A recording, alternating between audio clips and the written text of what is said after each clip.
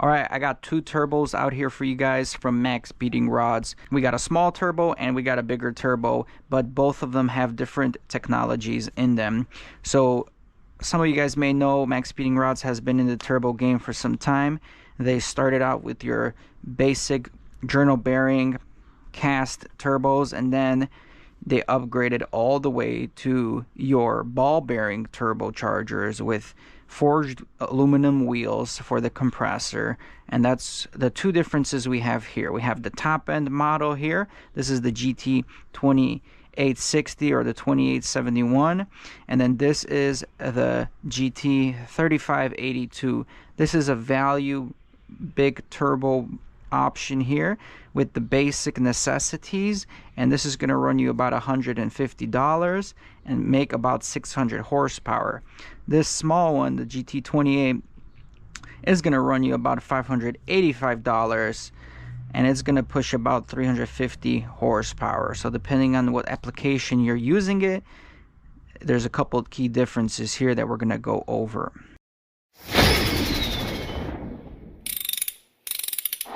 So first of all, I want to talk about the GT3582. Again, MaXPeedingRods ships it out.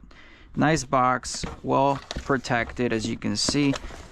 It's got insulation foam in here, so the turbo sits nice and safe in here. Double cardboard shipping, so you won't get any shipping damages or anything like that. This one is $150, and this is a big boy. As you can see, this is good for about 600 horsepower based on what they claim.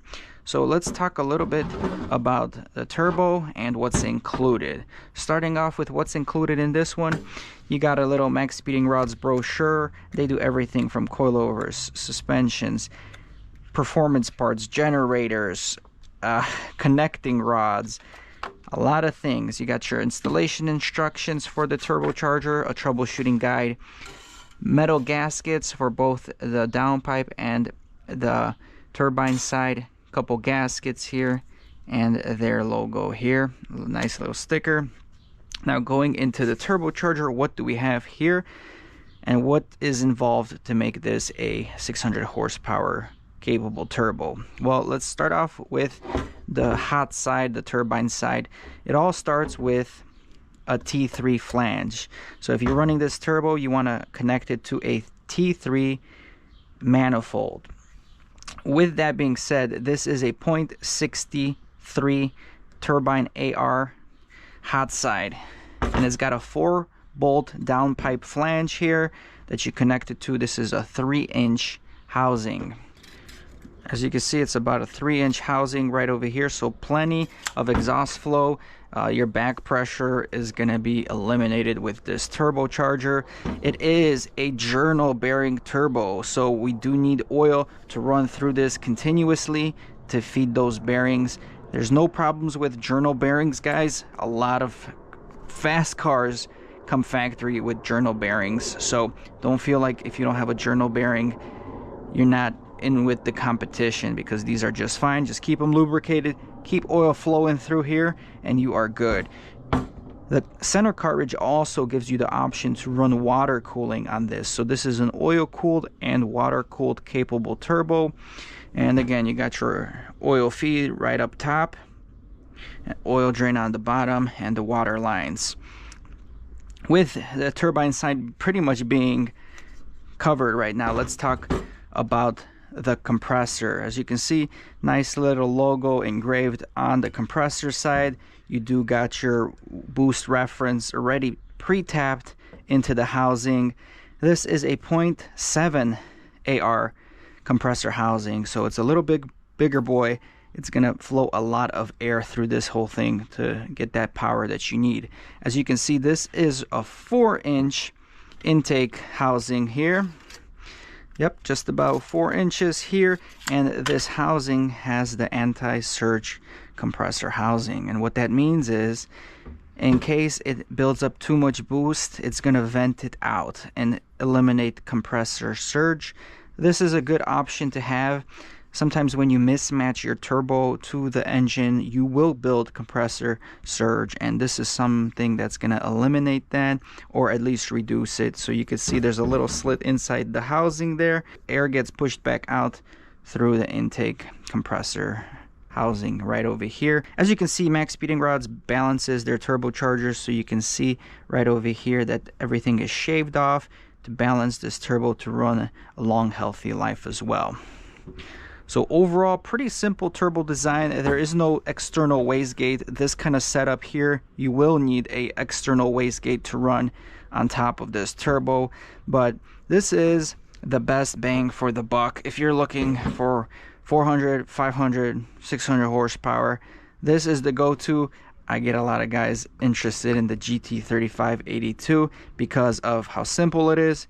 If you're running external wastegate, this is a nice little setup. The only thing you need is a T3 turbo manifold adapter, and yeah, just space to house this bad boy, because it's pretty heavy and it's pretty big. So that pretty much summarizes the GT3582. If you guys are interested, I'll have the links in the description down below. But now let's tackle our energy and focus on their premium product here, the ball bearing turbocharger. So actually with the GT2860, with the ball bearing turbocharger, you get a few extra things. You still got the pamphlet, the brochure, the installation guide, the troubleshooting guide, the gaskets. They actually give you a little syringe here so you can pre-lube this with some kind of engine oil, and you're gonna put that engine oil down into the center cartridge so those ball bearings get lubricated. This is actually a good idea to do even with the journal bearing turbo, as all turbos should get a nice coating before you actually put them on the car and start it up, so that you don't dry start it. But you get your gaskets here as well, your sticker, and this one, actually, this is the first time I'm seeing this. It provided you the balancing results, which it passed right over here by Turbo Technics, and you can see that it is in balance and it's in an acceptable range. So that's nice. I've never seen that one before. And the gloves, man, the gloves, that's awesome. Nice, breathable by the hands, but durable enough to work on the car and get hit without abusing your fingers. So that's pretty nice to see. Now going into the turbocharger, guys. So this turbocharger is good for about 350 horsepower. As you can see, the footprint is pretty much smaller than the GT3582, but you know, it has a different dedicated purpose on being on a smaller displacement motor. So for example, my R18 engine in my 8th gen Honda Civic, I still think this is the best turbocharger for your basic R18 turbo build. The reason I say that is because with a manifold that is T25, this turbo bolts right in. Starting off, you can see that the turbine starts with a T25 turbine inlet flange, so perfect for your R18 turbo, and many other smaller projects like the Miatas and older Hondas are utilizing a T25 flange.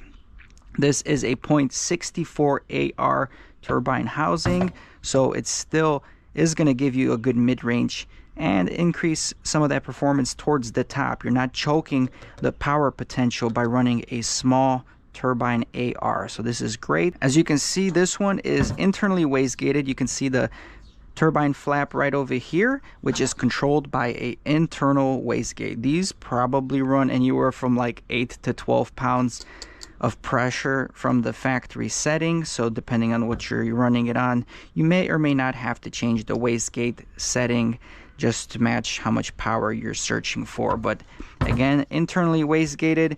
With these, you definitely want to port the wastegate hole just to be able to vent that pressure faster and reduce boost spikes. This is your exhaust flange. Essentially, it is a 5-bolt flange. So if you look online for like T28 5-bolt flanges, this is the most common flange.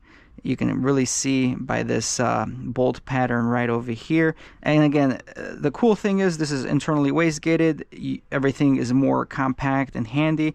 The problem with the 5-bolt flanges is it's harder to fabricate a pipe or down pipe off of this. So usually you are going to be looking for some kind of pre-made, either cast or custom welded 5-bolt flange to get off of this and, you know, continue down to your exhaust or open down pipe.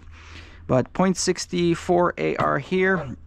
Going into the cartridge, because this is a ball bearing turbocharger, it's going to utilize a lot less oil, and not sure if you can see or not, there is a oil restrictor that's in there. It looks like there's an Allen bolt holding it in, but with ball bearing turbochargers you want to run less oil, and that's actually a good thing, because at the end of the day, less oil running through the cartridge, less oil possibility of seeping through the piston seals on the oil rings, and therefore less chances of a ball bearing turbocharger smoking. A lot of times with journal bearing turbochargers, running all this excessive oil through the turbo seals give out, the oil goes to the downpipe, to the turbo, and then you got a lot of smoking.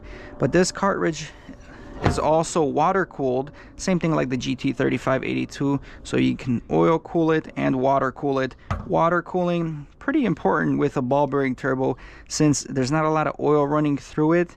You definitely want to think about water cooling the turbo just to get that heat out of the turbocharger. And you got your drain over here. You can actually see some of the ball bearing cartridge behind all this.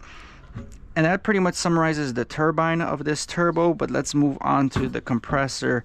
The compressor is a 0.60 AR compressor housing, and as you can see, the beautiful gold wheel right here. So this wheel here is forged aluminum, and what that's going to do, it's lighter, it's stronger, it's going to have a better response to changes in boost pressure, pretty much faster acceleration, and it looks awesome. These are also balanced, of course. As you can see, the turbine wheel was balanced just by the data sheet. Actually, on this one, I'm not even seeing much balancing at all, so maybe it was just assembled, or maybe the ball bearings need less balancing than journal bearings. That's what I'm observing right now, because I'm not seeing much cut out from the blade itself. Other than that, let's see how big this intake is. This whole intake is about 3 inches here. It does not have a anti-surge compressor compared to the GT3582, and overall the compressor is a 0.60 AR, so pretty good ratio all around. Again, if you're looking for anything for like 250 to 350 horsepower, nice little turbo, but little but heavy, and it will get the job done. So depending on what you're looking for and what application you're looking for, you got 2 great options here as far as turbochargers. So pretty much I don't have nothing bad to say about neither of these turbos. Overall, for the price, for the budget, these will do just fine. The only thing I have to say is I've compared these, and I've seen some other higher end products with the GT660 lineup, and what I really like about those other turbos is that the housings were V-band housings, and as you can see, this housing right over here is just utilizing bolts and a flange to hold everything in place. And you can see the same concept right over here. It's got flanges and bolts. Sometimes getting these bolts tight, getting a wrench down here is very hard, very hard, and that's a little tricky, where a V-band is much easier to get in, unlock, and separate the turbo for repairs or maintenance or whatnot. The only other downside for these bolts here, how it's designed, you can actually see those bolts going through the casting. Like for example, right here on the exhaust turbine, you see a hole where the bolt goes through, and even on the intake side right over here, I can see one of the bolts from here going through the housing. And what I don't like about that is potential for leaks, whether it's the exhaust side or the compressor side. It can potentially lead to a minor boost leak here and there. And then again, the GT28 has the same problem. You can see right down there. You can see the casting was drilled through, which probably didn't need to get drilled through because the bolt's not going all the way through it. And same thing, two holes on the GT28 in the housing from these two bolts right over here. So I think that's got to be my only downside from personal experience from the past. But you can put some copper gasket sealer on there or some thread lock and just get it nice and tight. Hopefully it won't give you any issues, but just a personal, you know, detail that I dislike when I'm looking and really dissecting these turbochargers. One last thing is the GT28 ball bearing turbo did not give you a reference boost source here for the wastegate, so you'll probably have to tap one in right over here, or right over here and get your boost source from there. Or if you want to get your boost source from like your charge pipe, you can do that as well. But it's always nice that they pre-tap these, just because it's a lot easier. You don't have to make a mess, or if you don't have the tools, it's already pre-tapped, ready to go, ready to install. So in conclusion, if you guys need turbochargers, look no further than MaXPeedingRods. Their products are improving and they're getting more and more cost effective. They provide many things that the competitors provide at a much lower cost. And if you guys are interested in picking up any one of these or looking through other MaXPeedingRod turbochargers, check out my turbo playlist. I reviewed many turbochargers from MaXPeedingRods, and you can pretty much see what is the best fit for your application. Don't forget to use the links in the description to get yourself a discount on your next purchase. I ain't here for the money, I ain't here for the fame. Though it might be nice to own a jet plane, I'ma do it all for you. Come along and see it's true.